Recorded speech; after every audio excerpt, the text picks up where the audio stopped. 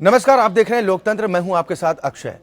उत्तर प्रदेश विधानसभा चुनाव में हर दिन एक नया ट्विस्ट देखने को मिल रहा है। सत्ता के सिंहासन तक अपनी पकड़ मजबूत बनाने के लिए हर उपाय किए जा रहे हैं और बड़ी बात यह है कि इस कवायद में कोई भी सियासी दल पीछे नहीं रहना चाहता। आज हम बात करने जा रहे हैं बीएसपी सुप्रीमो मायावती की, जिन्हें मुस्लिम समाज की या फिर कहें कि मुस्लिम वोटों की इन दिनों खूब चिंता सता रही।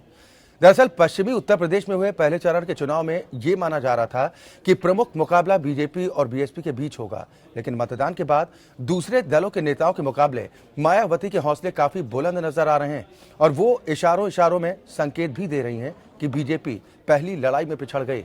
अब मुस्लिम वोटों को अपना बनाने का सपना संजोए माया ने यह भी फैसला कर लिया कि वो बीजेपी के साथ किसी भी सूरत में सरकार नहीं बनाएंगे, भले ही उन्हें विपक्ष में क्यों न बैठना पड़े। मायावती ने यह भी आरोप लगा दिया कि बीजेपी के साथ उनके गठबंधन की जो अफवाहें उड़ाई जा रही हैं उनमें कोई सच्चाई नहीं है। साथ ही राहुल गांधी की तारीफ का कहीं गलत मैसेज न जाए, इस नुकसान से बचने के लिए भी मायावती ने सपा कांग्रेस गठबंधन से मिलकर सरकार बनाने की संभावनाओं से साफ इनकार कर दिया। यानी चुनाव में अपनी जीत सुनिश्चित करने के लिए मायावती अपनी सांपनाथ और नागनाथ वाली रणनीति पर लौट आई हैं। अब विरोधी भले ही इसे बहन जी की कमजोरी समझ रहे हों, लेकिन हकीकत यह है कि माया त्रिशंकु विधानसभा बनने से रोकने के मिशन में जी जान से जुट गई हैं। और इसके साथ ही आज हम बात करेंगे बीजेपी की प्रमुख सहयोगी शिवसेना की भी, जिसके प्रमुख उद्धव ठाकरे का मानना है कि अखिलेश बेहतर काम कर रहे हैं, उन्हें दोबारा सरकार बनाने का मौका मिलना ही चाहिए। इतना ही नहीं, अपनी सहयोगी बीजेपी पर आरोप लगाते हुए उद्धव ठाकरे ने बीजेपी को गुंडों की पार्टी करार दिया, साथ ही समाजवादी पार्टी में हुई कलह का जिम्मेदार भी ठहरा दिया। आज लोकतंत्र में हम इन्हीं मुद्दों पर चर्चा करेंगे।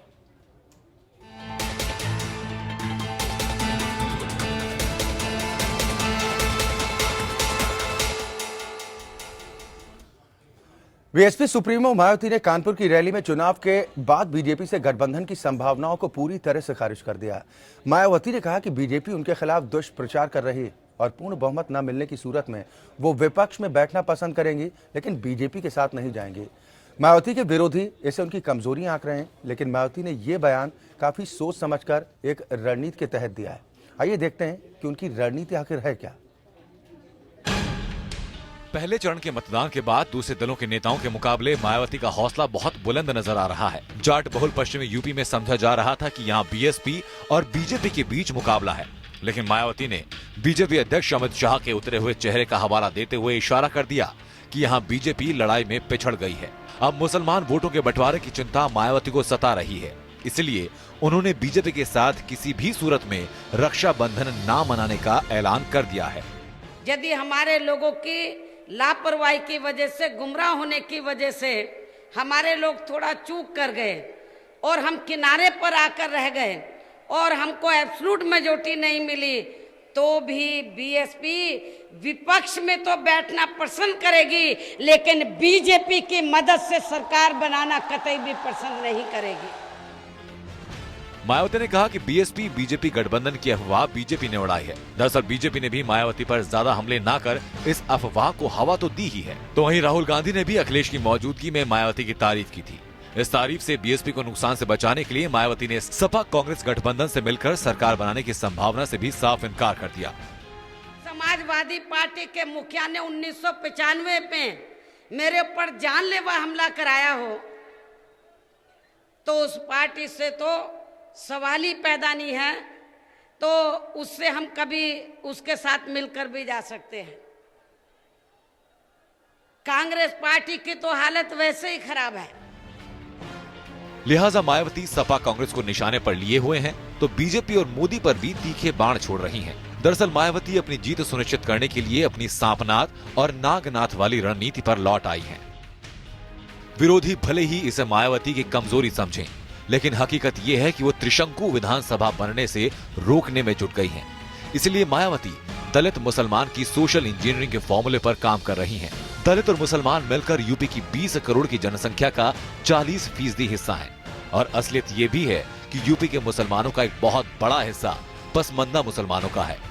यूपी की 18% आबादी मुसलमानों की है, जिसमें 85% पसमंदा जाति के हैं। बीजेपी से दूरी रखने का संदेश देकर मायावती इस बड़े वोट बैंक को रोकना चाहती है। वो जानती हैं कि ऊंची जाति वाले मुसलमान सपा के साथ चले भी जाएं तो बहुत फर्क नहीं पड़ता, वैसे भी 97 मुस्लिम उम्मीदवार उतारकर सपा कांग्रेस के लिए मुश्किल तो खड़ी कर ही दी है। साथ ही सपा ने कांग्रेस को दी गई 105 सीटों में से ज्यादातर वो सीटें हैं जहां सपा कमजोर है और बीएसपी मजबूत। ऐसे में कांग्रेस भी ब्राह्मण दलित मुसलमान समीकरण के सहारे है, लिहाजा कांग्रेस का विरोध करना मायावती के लिए लाजमी है। साथ ही जहां विरोधी दल एन चुनाव के मौके तक अपने उम्मीदवार तय नहीं कर पाए, तो वही मायावती ने साल भर पहले ही पार्टी के प्रत्याशी मैदान में उतार दिए थे। मायावती ने पार्क और मूर्तियां बनाने के लिए जनता से एक बार नहीं कई बार माफी भी मांगी है। सचिन शर्मा, एपीएन।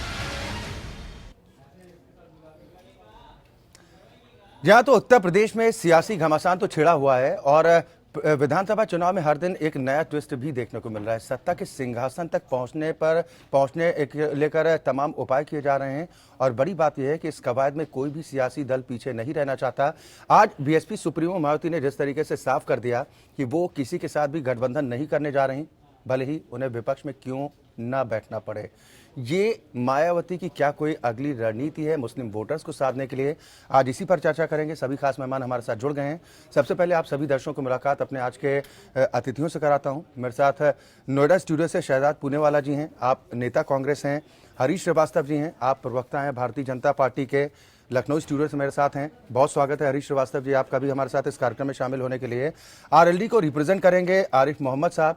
आरिफ साहब आपका भी बहुत स्वागत है। साथ ही समाजवादी पार्टी के प्रदेश प्रवक्ता मनोज राय धूपचंडी हमारे साथ मौजूद हैं। मनोज जी आपका भी बहुत स्वागत। साथ ही जो परिस्थितियां बन रही हैं उत्तर प्रदेश में विधानसभा चुनावों को लेकर क्या कुछ हालात बनते हुए नजर आ सकते हैं, इस पर ज्यादा चर्चा और बातचीत के लिए वरिष्ठ पत्रकार अतुल चंद्रा साहब हमारे साथ मौजूद हैं। बहुत स्वागत है आप सभी मेहमानों का एक बार फिर हमारे साथ इस कार्यक्रम में शामिल होने के लिए। सबसे पहले हरीश श्रीवास्तव जी, मैं आपके पास ही आना चाहूंगा। बीएसपी सुप्रीमो को आज आप लोगों ने सुना होगा, उन्होंने ये साफ कर दिया कि वो रक्षाबंधन बीजेपी के साथ मनाने नहीं जा रही हैं। नहीं तो ये तरुणकांत जी, ये अपने मन में उनके लड्डू जो फूट रहा है, ये 2014 की तरफ से ही उनका जो मन का वो है जी, वो ध्वस्त होने वाला है। 2014 में जिस तरह से जनता ने उनको एकदम, आपकी आवाज आ रही है, हमारी आवाज आप तक आ रही है? जी जी हरीश जी अपनी बात पूरी कीजिए। क्या कोई रणनीति के तहत है क्या ये? मैंने कहा नहीं, ये जो वो अपना किसी तरह किश्ती डूबने से पूरी तरह डूब न जाए, उससे बचाने के लिए तरह तरह का स्वांग रच रही हैं। वास्तविकता तो यह है कि वो तो पहले ही ये लड़ाई हार चुकी है और अब वो किसी तरह से अपने, जिस तरह से वो एक वर्ग के वोट के लिए अपील कर रही थी बार बार, तो ये सब इस बात का एक कमजोरी का उनके प्रमाण है कि एक वर्ग को रिझाने के लिए किस तरह से हमारी किस्ती बच जाए, ये उनका प्रयास है। ये पूरी तरह से जनता ने खारिज कर दिया है। और जो प्रथम चरण का जो चुनाव हुआ उसमें भारतीय जनता पार्टी को जिस तरह से जो स्पष्ट संकेत है कि जिस तरह से भारतीय जनता पार्टी 50 से 60 सीटों के बीच पे जीत हासिल दर्ज करने जा रही है, तो आप ये देखेंगे कि ये जो परिवर्तन का जो भारतीय जनता पार्टी का संदेश है उत्तर प्रदेश में आधी बनने जा रहा है और जो 300 के पार का आंकड़ा है भारतीय जनता पार्टी उसको स्पर्श करेगी। और जो लोग भी ये कयास लगा रहे हैं कि जो आप कह रहे थे कि फ्रैक्चर्ड मैंडेट आएगा या त्रिसंघ विधानसभा बनेगी, आप ये देखिए कि सूचना क्रांति की शताब्दी है। आज हर व्यक्ति को, जन जन को सूचनाएं सोशल मीडिया के माध्यम से और ट्विटर के माध्यम से, जिक्र हरीश श्रीवास्तव जी आपने किया। सबको मायावती जी ने यह भी तो कहा है कि सोशल मीडिया पर अफवाहें फैलाई जा रही हैं और ये काम आपकी पार्टी के लोग कर रहे हैं कि इस तरह का गठबंधन हो सकता है और शायद इसीलिए आज उन्हें कहना पड़ा खुले मन से। अच्छा जी, ये डेस्परेशन में जो लोग हैं वो इस तरह की कुछ न कुछ कहानी गढ़ते रहते हैं। ये उनके डेस्परेशन का ही एक वो है कि वो इस तरह की बातें कह रही है कि सोशल मीडिया पर अफवाहें उड़ाई जा रही है। ये सब एक उनके डेस्परेशन के कारण है। वास्तविकता यह है कि आज जनता पूरी मजबूती के साथ आदरणीय मोदी जी के नेतृत्व में भारतीय जनता पार्टी के साथ खड़ी है। और जो अभी आपने अगर कल लखीमपुर में जो जन सैलाब उमड़ा था आदरणीय मोदी जी को सुनने के लिए, जिस तरह से हमारे गरीब कल्याण के संकल्प को लेकर के, जिस तरह से किसानों की समृद्धि का जो हमारा संकल्प है, जिस तरह से भूमिहीन किसानों के लिए हमारा जो संकल्प है, जिस तरह से युवाओं के रोजगार के लिए हमारा जो स्टैंड अप के तहत 1000 करोड़ के वेंचर फंड हम बनाने जा रहे हैं, जिसमें हम हिंदुस्तान के सबसे अच्छे इंक्यूबेटर्स और ये हम लाने जा रहे हैं। चुनाव की अवधि, चुनाव प्रचार की अवधि खत्म हो चुकी है, उनको हरीश श्रीवास्तव जी, ये बातें आप ठीक है, आप पार्टी के प्रवक्ता हैं और पार्टी का पक्ष रखना आपकी नैतिक जिम्मेदारी भी है और ये काम आप बखूबी कर भी रहे हैं। शहजाद पुणेवाला जी, ठीक है, हम हरी जी, जिम्मेदारी नहीं, भारतीय जनता पार्टी जो कहती है उसको करके दिखाती है। ये जो डेस्परेट लोग हैं उनको विकास न दिखाई पड़ रहा हो, उनको काम न सारे वही सारे डिस्परेट लोग ये कह रहे हैं कि बीजेपी ने कुछ भी नहीं किया पौने 3 साल में। स्वाभाविक है अक्षय जी, सारे वादे खोखले साबित हुए। शहजाद पुणेवाला मेरे साथ हैं। शहजाद पुणेवाला, बीएसपी सुप्रीमो मायावती को आपने भी सुना होगा, क्या ये चुनावी मौका परस्ती? ठीक है सर, आऊंगा मैं आपके पास। आप व्यक्तिगत टिप्पणी करेंगे तो मैं आपके ऊपर बहुत सारी टिप्पणी करूंगा। आप ध्यान में रहिए और अपनी मर्यादा में रहिएगा। चाहिए आप करिए, मैं आपको पहले ही बता रहा हूँ, आपकी मर्यादा में आप रहिएगा। ठीक है, नहीं अपील आप सभी मेहमानों से प्लीज मर्यादा को व्यक्तिगत तौर पर आपके नेता जिस तरह के आपके नेता जो हैं वो भ्रामक बातें करते हैं। नहीं, रेनकोट की बात कौन कर रहा है और बाथरूम में कौन झांक रहा है वो सबको पता है। करने वाले बयान देते आप हैं, अपनी मन की बात बंद करेंगे क्या? ये दूसरों को भी बोलने देंगे चलने वाला नहीं। ठीक है हरीश जी, मैं आपके पास आऊंगा। सर प्लीज रिक्वेस्ट आपसे अपनी बारी का इंतजार कीजिए, इस तरह बहस आगे नहीं बढ़ पाएगी ना सर। सभी को पूरा मौका मिलना चाहिए, जब मौका आए तब आप अपनी बात पूरी कीजिएगा। शहजाद पुणेवाला जी, क्या आप देख रहे हैं कि चुनावी मौका परस्ती है? सिर्फ मुस्लिम वोटर्स पर निगाह है मायावती की और शायद ये ऐलान करना आज उनके लिए जरूरी था। मैं आपको बता दूं, पहले तो बसपा और भाजपा में सिर्फ स और ज का फर्क है। जो भी बसपा का बटन दबाएगा वोट भाजपा को जाएगा। इसके लिए मैं आपको तथ्य देता हूं। कितनी बार सरकार बनी है बसपा और भाजपा की मिलकर? क्या लोग नहीं जानते कि बसपा और भाजपा ने मिलकर यही चीज मायावती जी ने कई बार कही है कि हम इनको छुएंगे भी नहीं, ये हमारे लिए जो है राजनीतिक रूप से ये अछूत है, हम इसको छुएंगे नहीं, इनके साथ कभी गठबंधन नहीं होगा। फिर जाके इनका समर्थन लेना और सरकार बनाना 3 बार ये इतिहास में उन्होंने कर दिया है। मैं आपसे पूछना चाहता हूं, ये वही भारतीय जनता पार्टी सबका साथ सबका विकास की बात करती है, एक भी मुसलमान को इन्होंने टिकट नहीं दिया, और ये कानून व्यवस्था की बात करती है। लखीमपुर में मोदी जी रिपोर्ट कार्ड दे, मध्य प्रदेश और राजस्थान नंबर 1 इसीलिए आज हम इस बहस को लेकर आए शहजाद जी, इसीलिए हम इस बहस को लेकर आए हैं कि ये क्यों ना समझा जाए कि बीएसपी की नजर सिर्फ मुस्लिम मतदाताओं पर है, ये एक बड़ा इफेक्ट डालते हैं। ये तो एम फॉर मायावती और एम फॉर मौका परस्ती। हाँ, तो मौका परस्ती है, आपको वोट चाहिए तो अब आपको याद आया तो एम फॉर मियां इनको याद आ रहा है। पर ये सिर्फ मुस्लिम हिंदू का चुनाव नहीं है। एक तरफ तो भाजपा हिंदू मुस्लिम कर रही है बिजनौर में, ऊपर से मायावती जी भी वही खेल कर रही हैं। तो ये सारे लोग समझ रहे हैं असली मुद्दा क्या है साहब। असली मुद्दा है कि मोदी जी को रिपोर्ट कार्ड देना चाहिए। गन्ना किसानों का कितना एमएसपी बढ़ाया जरा बताइए। 50% बढ़ाने वाले थे ना, कहां बढ़ाया? अखिलेश यादव ने 25% बढ़ाया।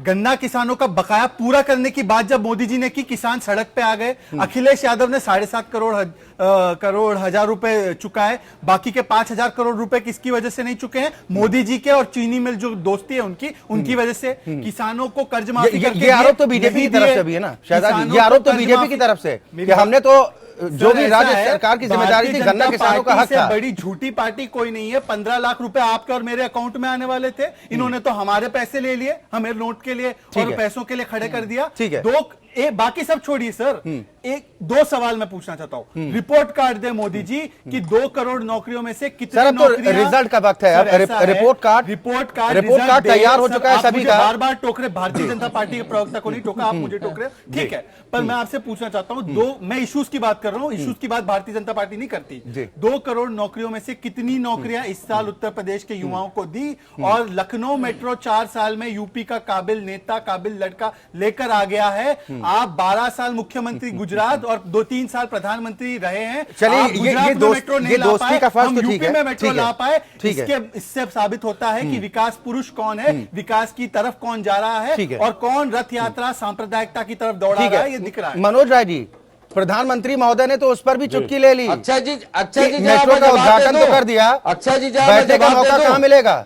अमित शाह से बोलो कि जवाब दे अच्छा रैली जी, मैं में। जरा जवाब दे दूं। सर आऊंगा आपके पास भी आऊंगा, बाकी मैं जवाब मान दे सर दो, काट दीजिए आप। ठीक है हरी जी, हरी जी, इस डिबेट को Samajwadi party versus Bharatiya Janata party मत बनाइए हाल बताते थे जिसकी सरकार सर, इस तरह से ये चल हाथ डाल लिए। ठीक है हरी जी, ये रिपोर्ट कार्ड जिसका मांग रहा है उसका 2019 में वो रिपोर्ट कार्ड देगा।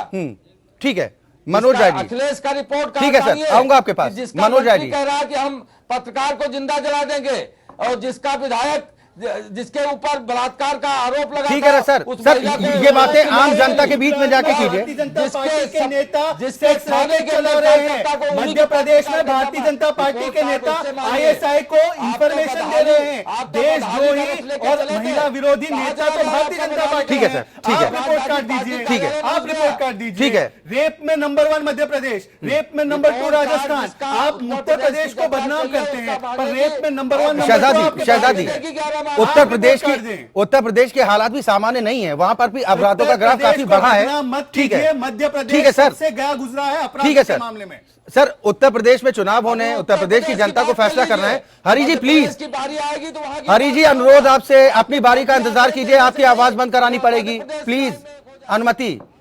आप सभी सम्मानीय मेहमान हैं, थोड़ी गरिमा बना रखिए ना सर।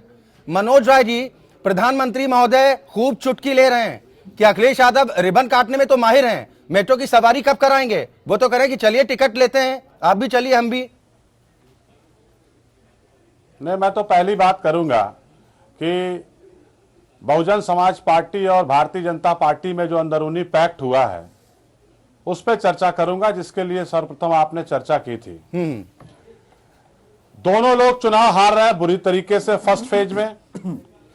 एक आदमी का चेहरा बताया जब राष्ट्रीय अध्यक्ष तलीपार, जो राष्ट्रीय अध्यक्ष हैं गुजरात के अमित शाह जी, भारतीय जनता पार्टी के, उन्होंने जब अपने प्रेस कॉन्फ्रेंस किए तो उनके चेहरे पे हवाइयां हो रही थी। और एक दिन पहले उन्होंने ऐसे लोगों से वोट के लिए अपील किया जिन लोगों को हरियाणा में मुख्यमंत्री की कुर्सी देनी चाहिए थी लेकिन नहीं दिया।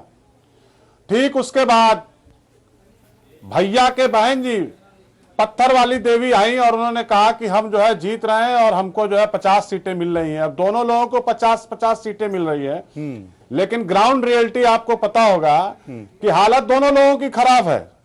प्रधानमंत्री निश्चित रूप से अपना रिपोर्ट कार्ड नहीं देते।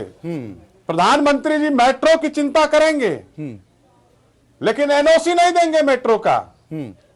4 बजट पेश कर चुके उत्तर प्रदेश में एक इंफ्रास्ट्रक्चर का काम नहीं बताएंगे कि हमने किया है, लेकिन दोष देंगे। भाई आप चुनाव में आए हो, भारत की गद्दी पे आपको बैठे हुए 3.25 साल हो गया, आपने चौथा बजट पेश कर दिया। आपने उत्तर प्रदेश के लोगों के लिए क्या किया? उत्तर प्रदेश के लोगों को लगातार सरकार को परेशानी करना। बनारस में ये क्योटो बना रहे थे, क्योटो की समिति बनी और 2 साल तक उस समिति ने काम किया, फिर उस समिति को रोक दिया गया। मैं तो प्रधानमंत्री के क्षेत्र का सर ठीक है, ठीक है, हम अपने मुद्दे पर रहते हैं मनोज जी, हम अपने मुद्दे पर रहते हैं। जो हम बात कर रहे हैं कि आप सभी लोग अपना सीना ठोक कर कहते हैं, आप सभी सियासी दल, सर सुन लीजिए कुछ नहीं बोल रहे हैं मनोज जी, सुन लीजिए, आप सभी सियासी दल छाती ठोक कर ये बात कहते हैं ना कि हम जाति की राजनीति नहीं करते हैं, ये लोग सिर्फ और सिर्फ हम सबका साथ सबका विकास की बात करते हैं, ये बात करते हैं ना, लेकिन जातिगत राजनीति खूब होती है, इसमें कोई अछूता नहीं है। मेरा सवाल सीधा सा ये है कि क्या आपकी पार्टी को लग रहा है कि मुस्लिम वोटर जो है समाजवादी पार्टी से बिखर रहा है, शायद उसको समेटने का प्रयास है बीएसपी सुप्रीमो की तरफ से? हमारी पार्टी और हमारे राष्ट्रीय अध्यक्ष आदरणीय अखिलेश यादव जी ने किसी सभा में नहीं कहा कि हमारा कोई वोट जो हमें वोट देता है वो बिखर रहा है। जिसे डर है वो नाटक करे, वो मांगे कि नहीं भाई हमको दो। हमारे साथ आज भी दलित, पिछड़े, अल्पसंख्यक और नौजवान, मुसलमान, किसान सब हमारे साथ डट के खड़े हैं और दोबारा मुख्यमंत्री बनाने के लिए तैयार हैं। आरिफ मोहम्मद साहब, अभी पश्चिमी उत्तर प्रदेश का जिक्र होना है कि पहले चरण में जो वोटिंग हुई है उसको लेकर किसके चेहरे मुरझाए हुए हैं, किसके चेहरे में रौनक है? बीएसपी सुप्रीमो के चेहरे से जो संकेत मिल रहा है उससे तो लग रहा है वो बहुत उत्साहित हैं, क्योंकि पहले माना जा रहा था कि जो असल मुकाबला होगा पश्चिमी उत्तर प्रदेश की पहले चरण की सीटों पर, उसमें मुख्य मुकाबला बीजेपी और बीएसपी के बीच होगा। और जो संकेत दे रही है कि अमित शाह का चेहरा मुरझाया हुआ है, यानी मायावती जी का चेहरा खिला हुआ है क्या? अच्छा ये देखिए, पहले फेज का जो चुनाव हुआ पश्चिमी उत्तर प्रदेश में, केंद्र की सरकार और उत्तर प्रदेश की सरकार के सारे कर्मों को पश्चिमी उत्तर प्रदेश क्या पूरे उत्तर प्रदेश की जनता ने देखा। अब रहा सवाल बहुजन समाज पार्टी के बारे में, आप कह रहे हैं कि वही कह रहे हैं कि पश्चिमी उत्तर प्रदेश से वो खुश हैं। आज पूरी तरीके से पश्चिमी उत्तर प्रदेश में मुसलमान और किसान, वो सारे नौजवान और जाट जो पश्चिमी उत्तर प्रदेश में है, वो माननीय जयंत चौधरी जी के नेतृत्व में और चौधरी अजीत सिंह जी के नेतृत्व में खड़ा है। और उसने वहां पर फर्स्ट फेज में राष्ट्रीय लोक दल को खूब कसरत से वोट दिया साहब। वहां पर इन सारे दलों का सफाया हो चुका है पहले फेज में, और दूसरे फेज में भी इनका होने जा रहा है। इसलिए चलिए बता दीजिए, उत्तर आरएलडी प्रदेश के हिस्से में में कितनी किसानों सीटें आ को, रही हैं पहले चरण में?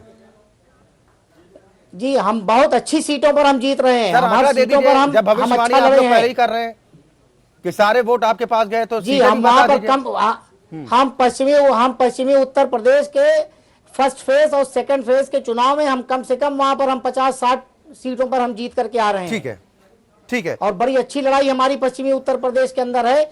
और जबकि समाजवादी पार्टी के लोगों ने किसानों के साथ कुछ नहीं किया, केंद्र की सरकार ने किसानों और मुसलमानों के साथ कुछ नहीं किया।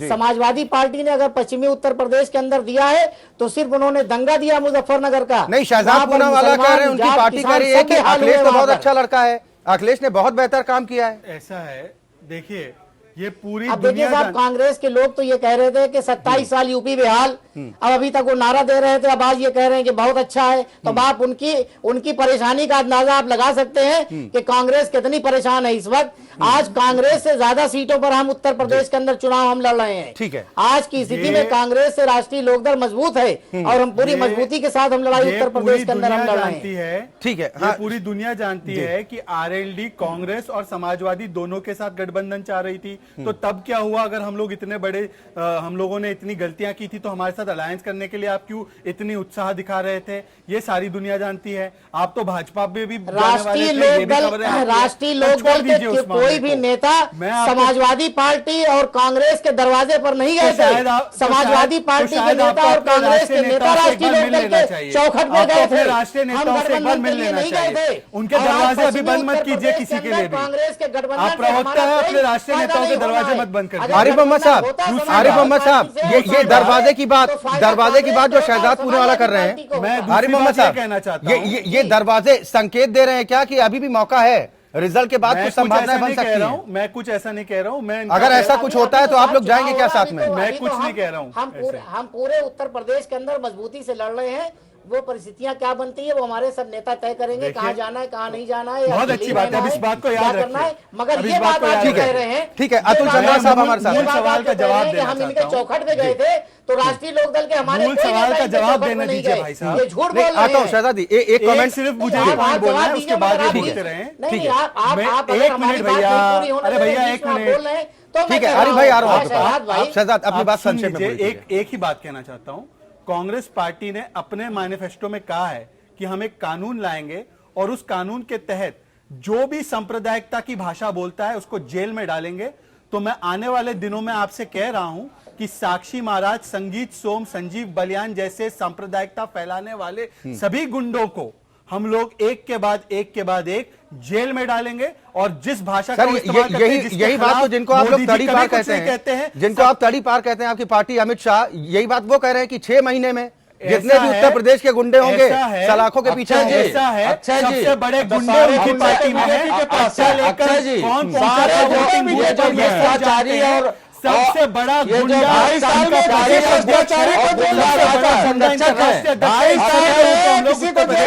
राज के जो संरक्षक है, सारे माफियाओं को श्रेणी दे दिया, मंत्री सहित जेल से भ्रष्टाचार के आरोप में आज तक इनके। ठीक है सर, ठीक है। अतुल चंद्रा जी से भी एक कमेंट ले लेंगे प्लीज। और हरीश श्रीवास्तव जी, बीजेपी की मुश्किल थमी नहीं है, शिवसेना का भी जिक्र हम करेंगे। अभी एक जब ब्रेक लेंगे, ब्रेक के बाद जब वापस आएंगे तो हम शिवसेना का भी जिक्र करेंगे। उद्धव ठाकरे भी बड़ी बड़ी बातें कर रहे हैं, आपके बहुत जुमलेबाजी सपा वाले तो ठीक है सर, ठीक है उत्तर प्रदेश के अंदर कानून ठीक है आरिफ मोहम्मद साहब, ठीक है। हरीश श्रीवास्तव जी, मैं आऊंगा आपके पास सर, आऊंगा, अपनी बारी का इंतजार कीजिए, दूसरे को भी मौका दीजिए सर। एक अच्छे वक्ता की निशानी एक अच्छा श्रोता भी होना चाहिए। सुन लीजिए ना सर, दूसरों की बातें सुनना भी अच्छा होता है। के खिलाफ आने वाले रेनकोट की बात करने वाले एक आदमी को क्यों नहीं जेल भेजा? बसपा से अपना एक आदमी को जेल भेजे, आज उत्तर प्रदेश के एक आदमी को जेल भेजाओ कि इन्होंने सिर्फ पाखंड भ्रष्टाचार का पाखंड करने का काम करते हैं। जांच नहीं कराई। सर यहाँ पर वोटर नहीं है, मनोज राय जी, हरीश श्रीवास्तव जी, क्या गठबंधन? यहाँ पर वोटर नहीं है ना। क्या गठबंधन? यहाँ पर हम एक सार्थक बहस लेकर आए हैं, एक सार्थक बहस होनी चाहिए ना सर। कहाँ भाषण मत दीजिए प्लीज सर, ये भाषणबाजी के लिए मंच नहीं है। अपनी बात रखिए, अपनी पार्टियों की नीतियां रखिए। अतुल चंद्रा साहब, मैं आपके पास आता हूं, फिर एक ब्रेक के लिए भी हमें रुकना है। जो स्थिति उत्तर प्रदेश में देखने को मिल रही है, सभी सियासी दलों की तरफ से खूब दावे, सभी, कोई 50 सीट जीत रहा है 73 में, कोई 55 जीत रहा है, सब अपने अपने दावे कर रहे हैं। एक मतदाता है 10-10 वोट डालेगा क्या? 75 सीट जीतते जा रही थी और बीएसपी सुप्रीमो, ठीक है सर, ठीक है, ठीक है। अतुल चंद्रा जी की बात आप ना करिए। अरे आरिफ मोहम्मद साहब प्लीज ने तो पश्चिमी उत्तर सर, आवाज बंद करानी पड़ेगी प्लीज, अपनी बारी का इंतजार कीजिए। अब आरिफ मोहम्मद साहब प्लीज। अतुल चंद्रा जी, क्या स्थिति आप देख रहे हैं? सिर्फ मतदाताओं को लुभाने की कोशिश, बेवकूफ बनाने की कोशिश। मूर्ख है क्या आम जनता, आम मतदाता जो वोट करने जा रहे हैं? इतना गणित नहीं समझते हैं क्या? लाइव पे हूं, लाइव पे हूं। अतुल चंद्रा जी, हम इस बहस में हम आपका सवाल नहीं सुन पाए बिल्कुल। सर मेरा सवाल ये कि सारी पार्टियां क्या ये जानती हैं कि जो आम मतदाता है वो नासमझ है, उसे कुछ नहीं समझ आता, जो चाहे बेवकूफ बना जाए, उसी ढर्रे पर चल रही हैं क्या सभी सियासी पार्टियां? लगता तो कुछ ऐसा ही है। सबको इस बात का विश्वास है कि वो 50 सीट जीत रहे हैं, कोई भी इसमें 50 सीट से कम जीतने वाला नहीं है। आरएलडी ने बस इतना कहा कि वो दोनों फेजेस में मिला करके 50-60 सीट लाएगी। इसका मतलब फर्स्ट फेज में उनकी उम्मीद है कि 25-30 सीट उनको मिलेंगी। तो ये तो मान के चलिए कि सब लोग इस समय पूरी तरह से अपना कॉन्फिडेंस दिखाएंगे कि हम ही जीत रहे हैं। लेकिन जो आपका मूल प्रश्न था जी, अगर त्रिशंकु विधानसभा बनती है तो उस स्थिति में क्या होगा? और मायावती जी का ये बयान कि वो भारतीय जनता पार्टी के साथ सरकार नहीं बनाएंगी, ये तो सीधा साधा मुसलमानों की तरफ ही इशारा कर रहा है कि भाई हम भारतीय जनता पार्टी से दूर रहेंगे और पिछली बार की तरह सरकार नहीं बनाएंगे। लेकिन आप कल्पना कीजिए कि त्रिशंकु विधानसभा है जी, चुनाव दोबारा एकदम से नहीं हो सकते, या तो फिर प्रेसिडेंट्स रूल लगाया जाए। कांग्रेस और समाजवादी पार्टी के साथ बहन जी नहीं जाएंगी, क्योंकि 1995 वाली जो घटना थी जिक्र किया है गेस्ट हाउस कांड का, कभी भी नहीं भूलेंगे। जी जी, गेस्ट हाउस कांड जो था उसको वो कभी भी नहीं भूलेंगे। भारतीय जनता पार्टी के साथ जो गठबंधन उनका फेल हुआ है वो सिर्फ इस वजह से हुआ कि भाई 6 महीने के रोटेशन पर चीफ मिनिस्टर बदले जाने थे। बाद में शर्त ये हो गई कि स्पीकर को भी बदलना चाहिए, जो नहीं हुआ और वो टूट गया गठबंधन। तो बहुजन समाज पार्टी और भारतीय जनता पार्टी, संभावना इस बात की जा सकती है कि वो मिलकर के साथ सरकार बना सकते हैं। बनाएंगे या नहीं बनाएंगे वो अलग बात है, लेकिन संभावना इस बात की बनी रहेगी। और नहीं, राष्ट्रीय सर, लोकदल इस ऐलान जो के बाद संभावनाओं को कितना बल दिया जा सकता है? जी, जैसा आप कह रहे हैं कि ये कुछ संभावना, वो तो कह रहे हैं कि अफवाह है, और ये बीजेपी के लोग अफवाह फैलाने का काम कर रहे हैं। वो एक तीर से 2 निशाने हैं क्या मायावती जी के? नहीं, अफवाह तो वो इसलिए कहेंगी ना क्योंकि अभी 15 तारीख को चुनाव होने हैं जी, मुस्लिम बाहुल्य क्षेत्रों में चुनाव होने हैं। आज वो अगर ये कह दें कि हम अगर ऐसी स्थिति होती है तो हम भारतीय जनता पार्टी के साथ सरकार बना लेंगे, तो जो मुस्लिम वोटर है वो तो उनको छोड़ करके सपा और कांग्रेस की तरफ भाग जाएगा पूरी तरह से। अभी जो थोड़ा बहुत 95 मुस्लिम कैंडिडेट्स खड़े किए हैं तो उनका क्या होगा? उनका भी तो ख्याल रखना है ना बहन जी को। तो इसलिए वो ये तो कह ही नहीं सकती हैं कि हम उनके साथ नहीं जाएंगे। जी, ठीक है सर, चुनाव के बाद जी। क्या स्थिति होती है ये यानी देखना होगा। चुनाव के बाद भी आपको लग रहा है कि उलझाव की स्थिति और भी ज्यादा समझ में आएगी, क्योंकि जो आसार आप कह रहे हैं कि त्रिशंकु विधानसभा के ही नजर आ रहे हो, शायद इसी बात का डर भी मायावती जी को है और इसीलिए वो खुले मन से ये बातें कह रही हैं कि वो किसी के साथ नहीं जाएंगी, विपक्ष में बैठना उन्हें मंजूर है। हम लगातार चर्चा कर रहे हैं उत्तर प्रदेश में छिड़े सियासी घमासान की, जिसमें सभी सियासी दल हर वो दांव पेच आजमाने की जुगत में लगे हुए हैं जिसका रास्ता सत्ता के सिंहासन तक पहुंचता है। और आज हम बात बीएसपी सुप्रीमो मायावती की कर रहे हैं, साथ ही बात शिवसेना की भी करेंगे। शिवसेना प्रमुख उद्धव ठाकरे ने न सिर्फ अखिलेश यादव की जमकर सराहना की है, बल्कि बीजेपी पर जमकर निशाना साधा। भारतीय जनता पार्टी उनकी सहयोगी है, सहयोग से दोनों की केंद्र में सरकार चल रही। सभी खास मेहमान हमारे साथ बने हुए हैं। हरीश श्रीवास्तव जी, शिवसेना प्रमुख उद्धव ठाकरे को आपने सुना, अब तो अपने भी आरोप लगा रहे हैं। देखिए, सम्मानित नेता हैं उद्धव जी, लेकिन ऐसा कोई डेस्परेशन में ही आदमी, फ्रस्ट्रेशन में ही आदमी कह सकता है। और वो मुझे ऐसा लगता है कि कहीं न कहीं उनका भी फ्रस्ट्रेशन ही है। सर, फ्रस्ट्रेशन में इस तरह की बातें आएंगी कि बीजेपी तो गुंडों की पार्टी है, सबसे बड़े गुंडे अगर कहीं हैं तो भारतीय जनता पार्टी में है। हाँ, इस तरह अगर कोई अपना सहयोगी कहेगा तो क्या? अक्षय जी, गुंडे कहाँ सबसे ज्यादा हैं और गुंडे क्या कर रहे हैं उत्तर प्रदेश में, ये आप लोगों को भी नजर आ रहा होगा, उत्तर प्रदेश के लोगों को भी नजर आ रहा है, और अगर उद्धव जी राजनीति में है तो उनको भी नजर आना चाहिए। ठीक है, शहजाद कुछ कहना चाह रहे हैं। राधे श्याम सिंह की कुशीनगर की घटना बहुत पुरानी नहीं है, सुल्तानपुर की घटना पुरानी नहीं है, और सर इन घटनाओं को हमने खूब अपने मन से उठाया है। अनेक जो हाल है, तो कल परसों घटना है, ये रोज की घटनाएं ठीक है, सपा सरकार की। शहजाद पूनेवाला कुछ कहना चाह रहे हैं। एडीआर एक संस्था है जो ये रिसर्च करती है कि चुनाव में क्या हो रहा है, किसमें कितने कैंडिडेट खराब है, अपराधी हैं। एडीआर की रिपोर्ट के हिसाब से सबसे ज्यादा अपराधी कैंडिडेट जो है बीजेपी के हैं। तो ये मेरी रिपोर्ट नहीं, आपकी नहीं, आपने शायद शो भी किया है इसको छोड़ दीजिए। उद्धव ठाकरे फ्रस्ट्रेटेड है, उद्धव ठाकरे डेस्परेट है, ये भारतीय जनता पार्टी के प्रवक्ता कह रहे हैं। मैं और कुछ नहीं कहना चाहता। भारतीय जनता पार्टी महाराष्ट्र में उनके समर्थन को लेना बंद करे, केंद्र में उनके समर्थन को लेना बंद करे। फ्रस्ट्रेटेड और डेस्परेट आदमी का समर्थन क्यों ले रहे हैं? बीएमसी चुनाव तो अलग लड़ी रहे हैं। सर बीएमसी छोड़ दीजिए ना, बीएमसी छोड़ दीजिए, उन्होंने छोड़ दिया उनको। इतना ही फ्रस्ट्रेटेड और डेस्परेट है, ये भारतीय जनता पार्टी की लाइन है ना। साहब सुन लीजिए मेरी बात, मैं आपकी तरह अपरिपक्व प्रवक्ता नहीं हूं, आप मेरी बात सुनिए। आपने आपके एक सम्मानित एलाय को डेस्परेट और फ्रस्ट्रेटेड कहा है। बहुत विद्वान है साहब, आप जानकारी नहीं रखते राजनीति। हरीश श्रीवास्तव जी, दे देते, ये आपकी गलती है। ये सर्टिफिकेट का जिम्मा आम जनता पर सौंप दीजिए। आम जनता आपको चुनौती देता हूं, डेस्परेट और फ्रस्ट्रेटेड उद्धव ठाकरे का समर्थन छोड़ के दिखाइए महाराष्ट्र में।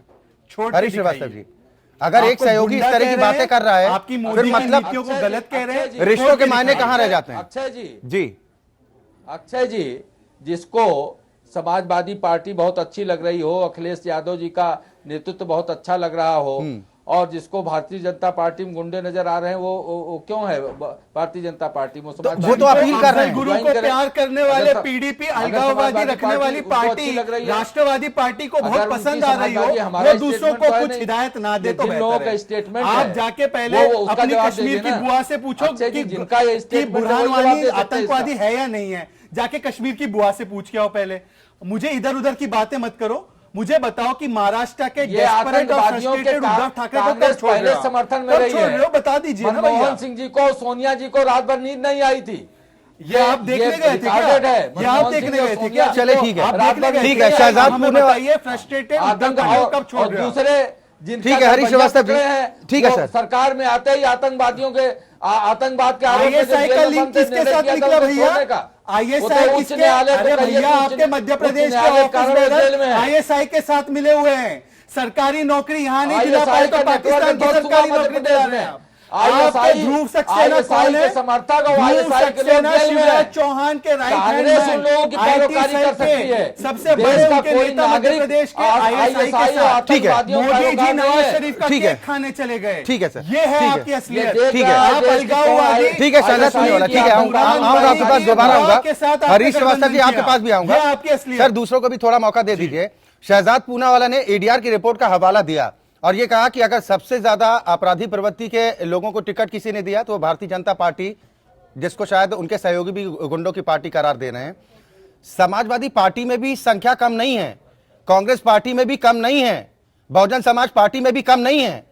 हाँ, आंकड़ों का थोड़ा बहुत अंतर हो सकता है, इस बात को याद नहीं रखना चाहिए। ये मुझसे सवाल है?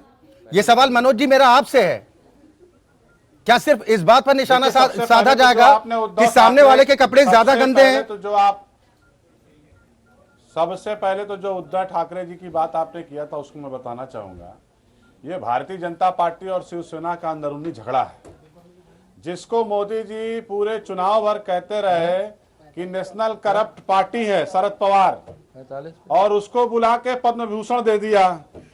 तो ये भारतीय जनता पार्टी क्या कहेगी, क्या करेगी? मुंह में राम बगल में छुरी, इनका कुछ कोई सर ये पद्म ये पद्म भूषण, पद्म विभूषण जो आप कह रहे हैं, ये पद्म विभूषण तो कांग्रेस ने भी आपको दे दिया, दोस्ती हो गई, वरना अब तक 27 साल यूपी बेहाल। भूल गए क्या आप लोग? आरिफ मोहम्मद साहब, आरिफ मोहम्मद साहब, दिल से दोस्ती किया है, दोस्ती इसलिए हमने किया है और बड़े दिल से किया है कि भारतीय जनता पार्टी सर 4.5 साल पानी पी पी कर कोसा जाता था कि उत्तर प्रदेश में लॉ एंड ऑर्डर नाम की कोई चीज नहीं है। अचानक से दोस्ती हो जाती है, दो अच्छे लड़के मिल जाते हैं, फिर आप लोग कहते हैं कि ये साथ अब हमेशा साथ साथ हैं, हम साथ साथ हैं। सर आम जनता को क्यों बेवकूफ बनाने की कोशिश की जाती है? आरिफ मोहम्मद साहब, अगर अपराधों की बात होगी, उत्तर प्रदेश में चुनाव होना है, समाजवादी पार्टी सरकार की जिम्मेदारी है, सवाल उठेंगे। देखिए अक्षय जी, उत्तर प्रदेश में अपराध जब से सरकार बनी है तब से अपराध में कोई कमी नहीं आई, बल्कि अपराध और बढ़ता चला गया। समाजवादी पार्टी के जो आपराधिक छवि के लोग थे, उन लोगों ने ये सोचा कि अब मेरी सरकार आ गई, जितना अपराध आप कर सकते हो आप कर लो। तो अपराधों का आंकड़ा उत्तर प्रदेश के अंदर एक बहुत बड़ा आंकड़ा है। अब रहा सवाल भारतीय जनता पार्टी का, तो मेरा एक सवाल ये है कि जब भारतीय जनता पार्टी जो अपराध मुक्त उत्तर प्रदेश करने की बात कर रही है और इनके प्रदेश अध्यक्ष स्वयं 16 आपराधिक मुकदमों में लिप्त हैं, तो ये उत्तर प्रदेश में अपराध मुक्त सरकार क्या लाएंगे? और जो 300 के ऊपर सीट भारतीय जनता पार्टी कह रही है, वो किन मुद्दों पर उत्तर प्रदेश के अंदर जीत रही है? क्या ये नोटबंदी के मुद्दे पर जीत रहे हैं? क्या ये 2 करोड़ नौजवानों को रोजगार देने के मुद्दे पर जीत रहे हैं? क्या ये काला धन वापस लाने के मुद्दे पर जीत रहे हैं? क्या सर बड़ा सवाल ये सब मत दीजिए, लोग इतनी ज्यादा उम्मीद नहीं लगाते हैं अपने माननीयों से, इतनी ज्यादा उम्मीद अपनी सरकारों पर नहीं लगा सकते हैं।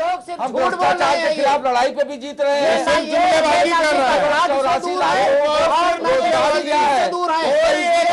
प्रदेश के अंदर झूठ बोल करके और भ्रमित करके लोगों को ये उत्तर प्रदेश की सरकार में आना चाह रहे हैं।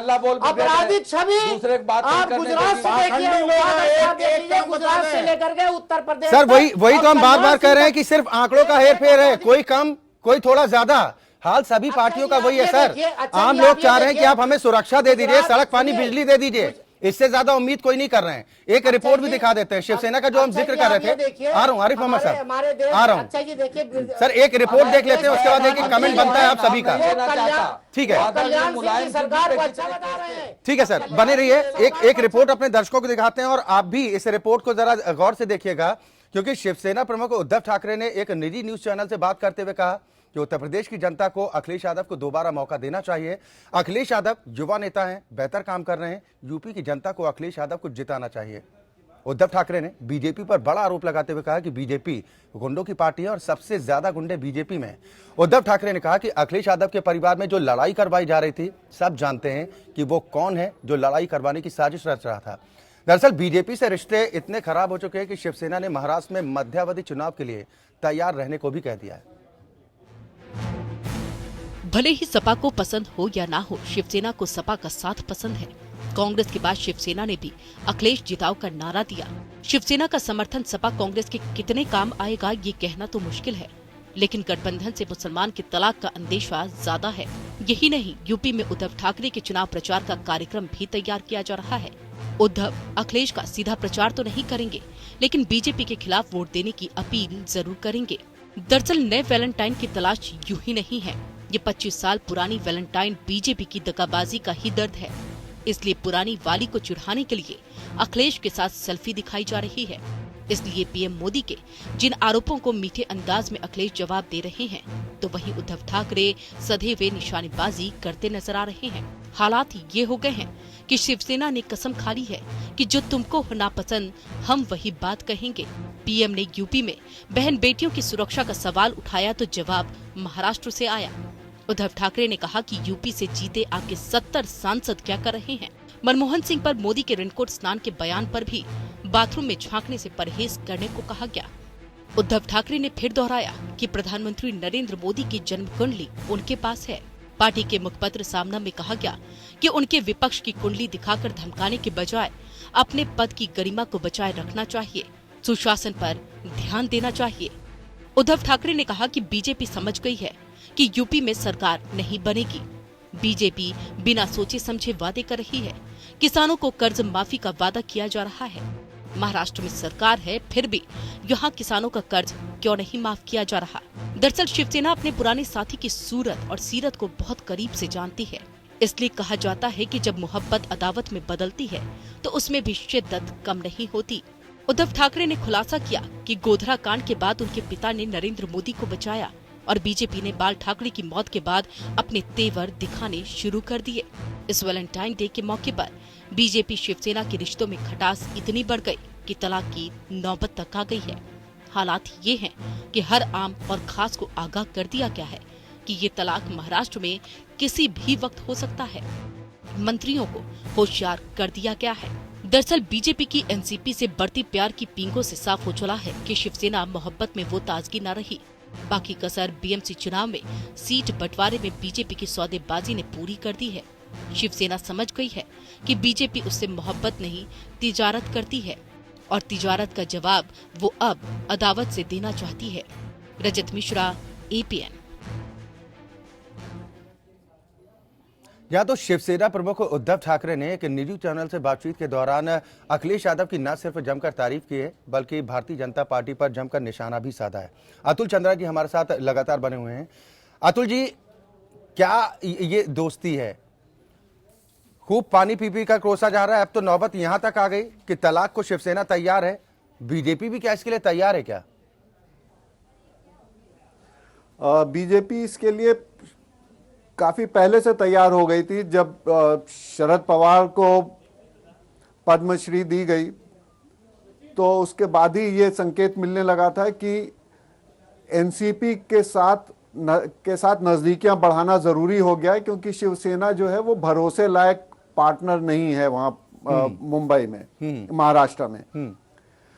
लेकिन उद्धव ठाकरे भी अपना बयान और रवैया बदलते रहते हैं। ये पहली बार नहीं कि इन्होंने यहाँ पर अखिलेश की तारीफ करी और उस तारीफ करते समय उन्होंने भारतीय जनता पार्टी को क्या कुछ नहीं कह दिया। गुजरात में वो हर्षित पटेल की तारीफ कर चुके हैं और साथ भी देने का उन्होंने वादा किया था उनको। लेकिन अभी बीच में हमारे ख्याल से 3-4 दिन पहले की बात है, जब शिवसेना के लीडरान गए थे महाराष्ट्र के मुख्यमंत्री से मिलने के लिए, अपना विरोध जताने के लिए, और ये कह करके गए थे कि वो अपना इस्तीफा देंगे। शायद उसमें मंत्री भी थे कुछ जी। लेकिन जब वहां से निकले तो वो सारी बातें भूल गए और हंसते हुए निकले और तारीफ करते हुए निकले। तो ये खाली वर्बल डुएल है। इसका असर चुनाव में आप ये समझ लीजिए कि भारतीय जनता पार्टी क्या शिवसेना के लिए मौका परस्ती शब्द का इस्तेमाल हो सकता है यहाँ पर? अतुल चंद्रा जी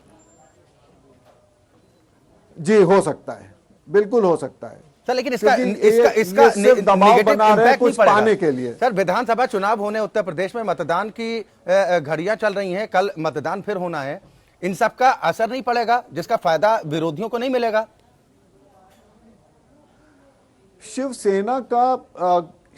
शिवसेना की कोई बहुत पॉपुलर इमेज तो है नहीं। उत्तर प्रदेश में लोगों एक मानसिक तौर पर असर की बात कर रहे हैं। ये बात ठीक है कि शिवसेना का कोई वजूद नहीं उत्तर प्रदेश में। नहीं, मानसिक भी आप ऐसे देखिए ना कि अभी तो चलिए महाराष्ट्र नवनिर्माण सेना जो है उसने उत्तर प्रदेश के टैक्सी ड्राइवरों के खिलाफ मुहिम छेड़ी थी जी। उससे पहले शिवसेना भी यूपी के लोगों के विरोध में काफी सामने आ चुकी थी, मारपीट हुई थी। तो उत्तर प्रदेश के लोगों के खिलाफ अगर महाराष्ट्र में कोई है तो वो शिवसेना है जी। या एमएनएस है। तो उनका यहाँ पर कोई मतलब मेंटली भी, वो साइकोलॉजिकली भी वोटर को बहुत ज्यादा असर नहीं डाल पाएंगे ये कह करके। हाँ, भारतीय जनता पार्टी की छवि एक सेक्शन में अगर खराब है तो उसको और मजबूत कर देंगे। सर एक सवाल बीएसपी सुप्रीमो से जुड़ा और साथ ही फाइनल कमेंट भी उसके साथ में है कि जो हम लगातार चर्चा कर रहे हैं, बीएसपी सुप्रीमो को क्या मुस्लिम वोटर्स की चिंता सता रही है कि मौका अच्छा है, अगर हाथ लग जाए तो बात बन सकती है। इसी फॉर्मूले पर मायावती जी आगे चल रही हैं, सीधे सीधे अपील कर रही हैं। टिकट वितरण में भी खूब तवज्जो दी गई है क्योंकि पता है कि समाजवादी पार्टी को अगर नुकसान हुआ तो फायदा उनका है।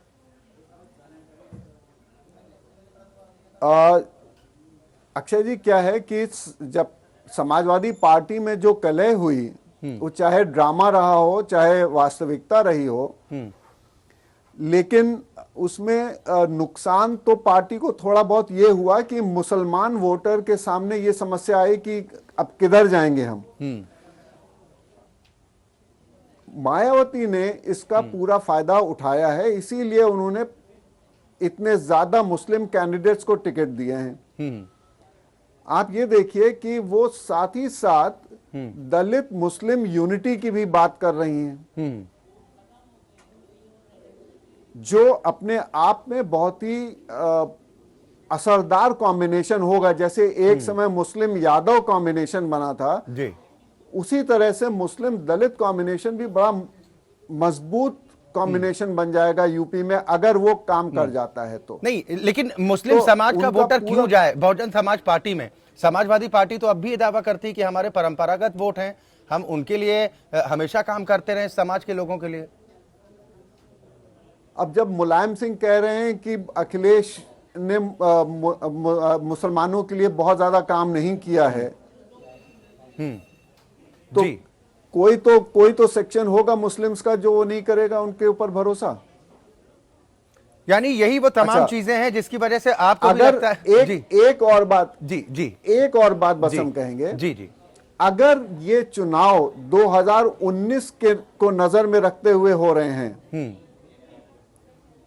ठीक है जी, कि भाई 2019 में समाजवादी पार्टी और कांग्रेस का कॉम्बिनेशन मजबूत होना चाहिए,